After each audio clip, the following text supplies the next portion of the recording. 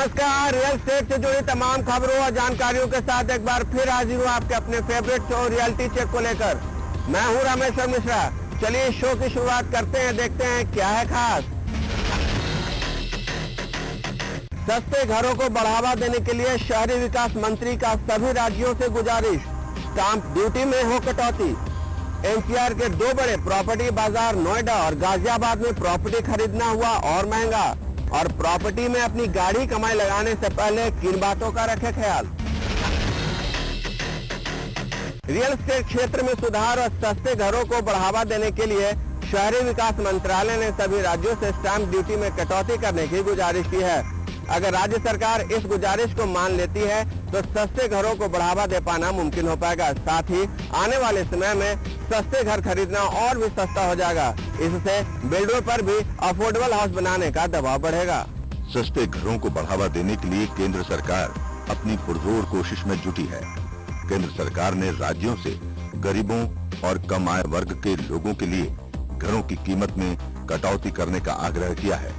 इसके तहत राज्य सरकार से मकान की रजिस्ट्री पर लगने वाले स्टाम्प शुल्क को कम करने का निवेदन किया है। सस्ते घरों की खरीदारी में स्टाम्प ड्यूटी एक बड़ा रोल अदा करती है। किसी राज्य में स्टाम्प शुल्क 10% से भी ज्यादा है। ऐसे में सस्ता घर भी खरीदना महंगा पड़ता है। मोदी जी के 2022 तक सबको घर देने का मिशन है। जब तक मकान की कीमत और रजिस्ट्री कम नहीं होगी, इनकी बिक्री नहीं बढ़ाई जा सकती है। बिल्डरों का कहना है कि अगर इसे राज्य सरकार मान लेती है तो ये केंद्र सरकार द्वारा उठाए जा रहे सबसे मुख्य कदमों में से एक होगा।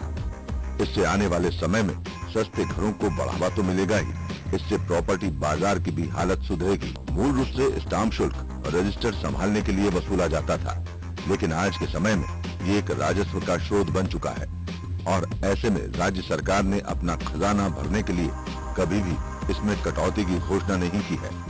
सस्ते मकानों पर स्टाम्प ड्यूटी की वसूली से लोगों पर बोझ बढ़ता है। ऐसे में हाउसिंग सेक्टर को बढ़ावा देने के लिए सरकार और उपाय सामने लाना चाहती है।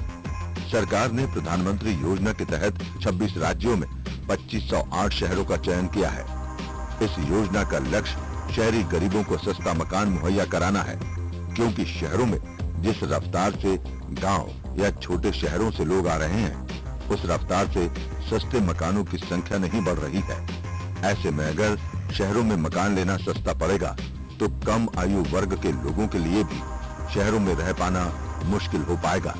ये तभी संभव होगा जब केंद्र और राज्य सरकार मिलकर सस्ती हाउसिंग परियोजना की तरफ कोई ठोस कदम उठाए।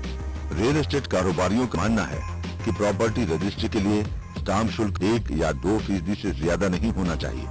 महंगे स्टाम्प शुल्क से सस्ते घर खरीदना और महंगा हो जाता है। के लिए स्टैम्प ड्यूटी की जो लिमिटेशन है, it should not be more than 1 or 2% because otherwise we are already adding 20% taxation ऊपर और 6% ऐड हो जाती है। 27-30% टैक्सेशन अफोर्डेबल हाउसिंग को कभी भी आगे चलने के लिए मदद नहीं करेगा। मोदी जी का सपना 2022 तक सभी को घर उपलब्ध कराना है। ऐसे में अगर केंद्र सरकार अभी से नहीं लगेगी तो समय पर लक्ष्य पाना मुमकिन न होगा।